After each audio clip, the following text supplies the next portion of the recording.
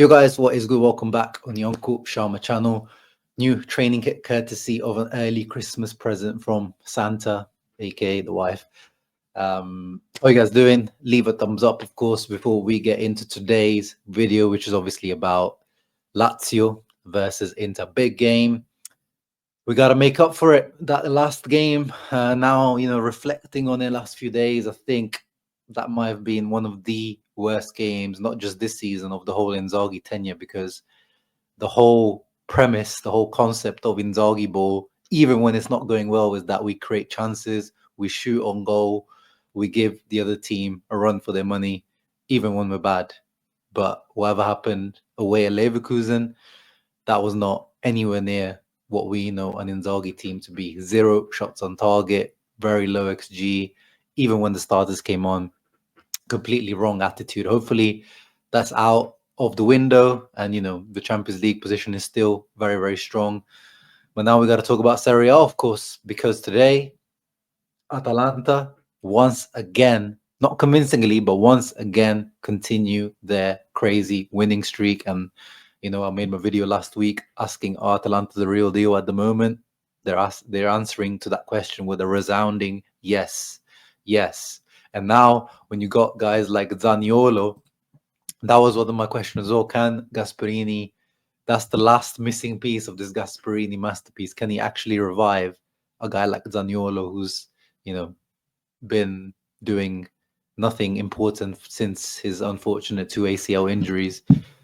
And today, Zaniolo with a crucial goal to get the 1-0. And then on the other side, Napoli, who again, not looking convincing. They're not looking good at the moment, but thanks to Lukaku, Giannetti on goal, and Anguissa, and thanks to the help of Xhaka Bijol, Inter linked Udinese centre back, who is not if his performances against Inter and this season were audition for Xhaka Bijol's to come to Inter, he's failing that audition. The Euros were very good, but oh brother, that boy is a Slovenian oil tanker.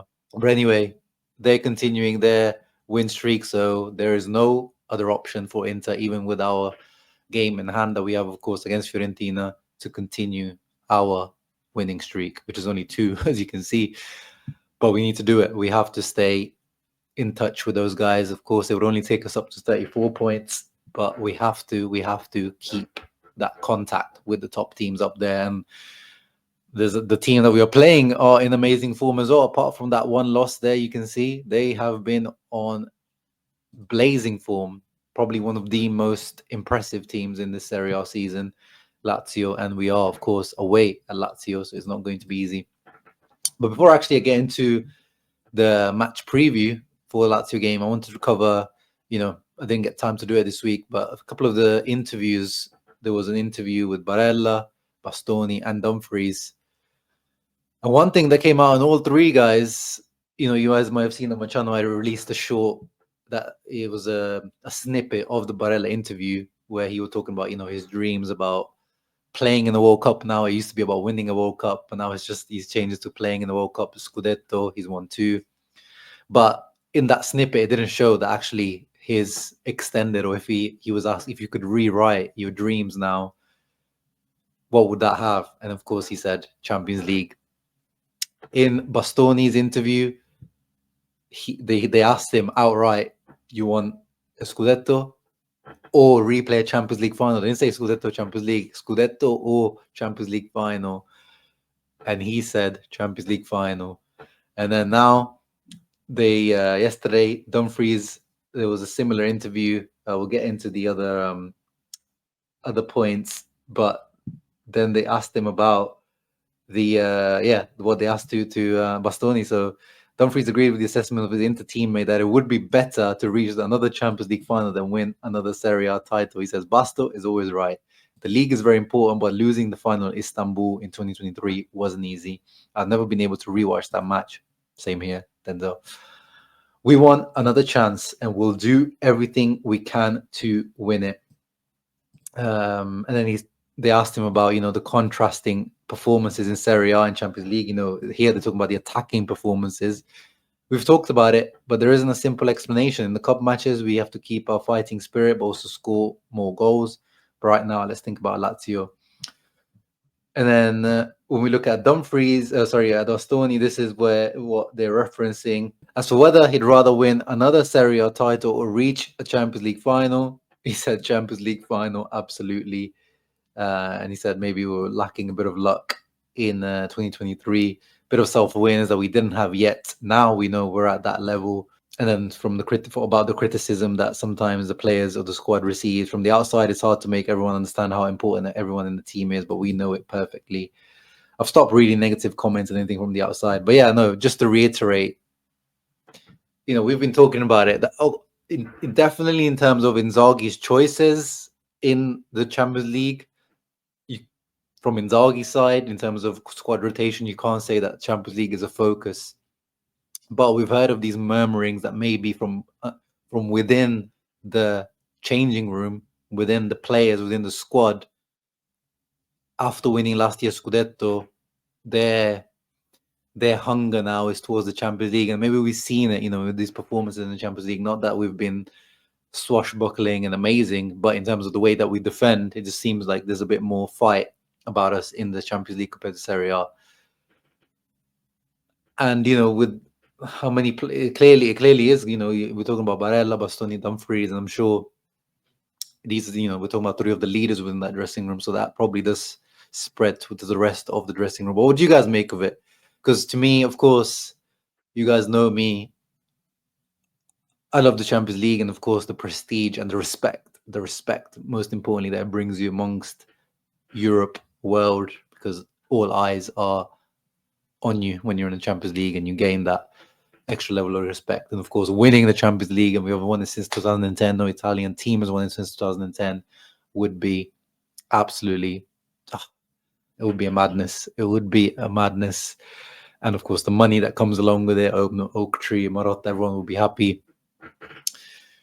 But it's, my thinking is you got to build that base with Serie A. You keep winning Serie A like Juve did, and they ended up going to, 2 finals. And at that time, unfortunately, luckily they had peak Real Madrid and Barcelona against them, so they couldn't win it. But if you keep, if you have a stacked team that dominates your local, your national league, then you are better placed to continue going to those Champions League finals. So I'm definitely, it's one of those impossible questions to answer. But to me, if you ask me that question, I say Serie A, I'll say Scudetto. I won the 21st Scudetto, because again, you're not saying Serie A or Champions League. You're saying Serie A or Champions League final. To me, that's difficult. To me, it's difficult. But let me know your comments, your thoughts down below on that. But you can see where the squad's head is for sure.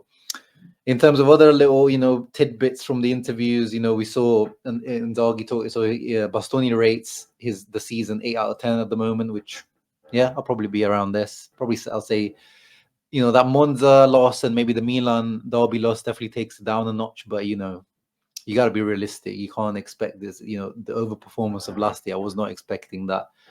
The fact that we're really close to qualify in the Champions League already.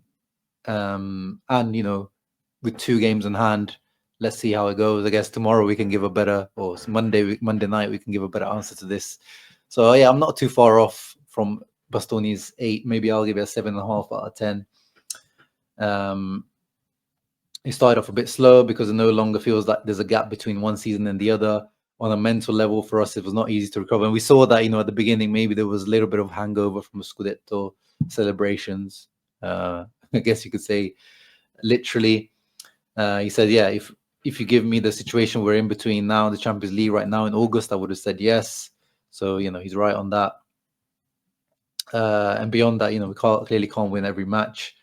And one thing, one nice interesting bit was that there has been interest in me. We know Bastoni has been in demand over the last few years, especially, he's one of the, if not the best in his position. But he says, I've always given Inter top priority. There's life beyond football. My family's happy here. I play in an Inter side who are a top team, fights to win every competition. I've never had even a half thought about needing to change. And then he spoke about, positive aspects of Inzaghi. We've talked about it many times. He makes everyone part of the group, fundamental to the cause. He doesn't want to say about flaws, but maybe initially we had some issues trying to understand his idea of football. But that was more of difficulty on our part. We were coming from playing with Conte, where it's completely different. And then he had a little dig at Conte, made fun of Conte. Conte the other week was trying to put all the pressure on Inter, and he's like, we know him well. We're the favourites, and he tried to destabilize the atmosphere around us a bit. And we know Conte. On the other hand, Dumfries' interview was also, there's a couple of fun bits. Him replacing Ashraf Hakimi. So actually, the beginnings, he said, Piero Ozili called me when I was playing paddle, the up-and-coming sport in Europe at the moment, which is a kind of a cross between squash and tennis, I guess you could say. I played it in the summer. It's actually quite fun. Not very popular in the UK yet. He'd already spoken with Mino, my agent, Raiola, of course. Rest in peace. Ashraf is a great player, but I didn't feel any pressure about replacing Hakimi. I believe in myself. Inzaghi gave me the confidence. He helped me to become more solid, to learn Italian football. I can't say he's a friend, but because he's my coach, but he's an exceptional person. We have a great relationship. And this is the little funny bit. So even in my first day at the training ground wasn't the best. I thought I'd take a couple of pictures, shake hands with people, but no, they put me in training immediately. Opened my bag I had in the car, found 2 left boots. I mean, doesn't he have 2 left boots anyway? But anyway, I had to borrow a right one, so that just shows you the funny first day that he had. And then we already talked about what he said about the Champions League or scudetto. And now it's time to get into the match preview for Lazio Inter.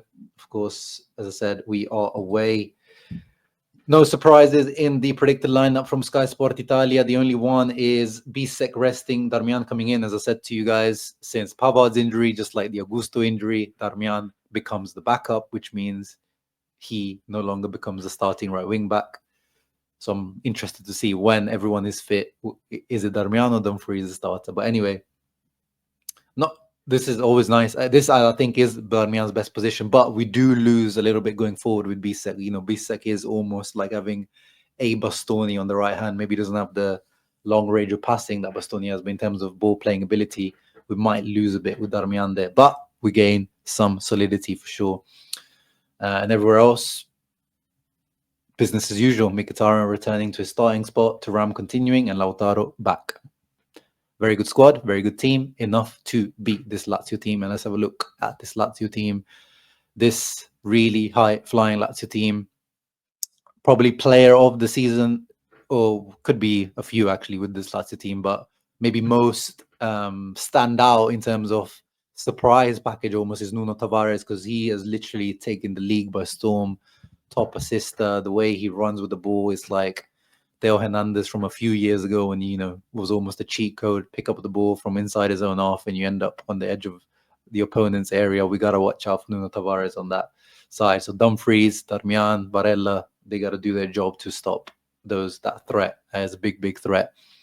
Rovella has been one of the players of the season as well. The metronome in there. Guendouzi has been very good. But we've got to watch out. They are free-flowing, very attacking. Bulay Dia, a guy that I would have wanted at Inter as a backup striker, drifts in between the line, but also fills up the box next to Noslin. Zaccagni, of course, their captain. We know about him for many, many years.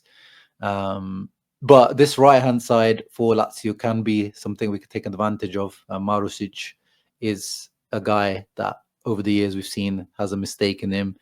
And in general, this back line, Providel hasn't been as good form this in general over the last year or so. It's definitely something we could take advantage of. But very, very good team. No Vecino, of course, the ex of the game. Castellanos is suspended, which is good news. That's their starting striker. Apart from that, they are injury free. What are you guys thinking? It is going to be difficult. This Lazio team are very good. They're solid defensively, good going forward. So I think we might concede a goal. But I think we will bounce back from that poor Leverkusen performance and put in a good winning performance. Might be just sneaking it I'm going for a 2-1 victory for Inter. Lautaro Martinez, Marcus Thuram. That's my prediction. You guys let me know yours in the comments down below. See you Monday night for the post-match reaction. Hopefully Inter comes through. Got to keep contact at the top of the table. Ciao ragazzi. Always, Forza Inter.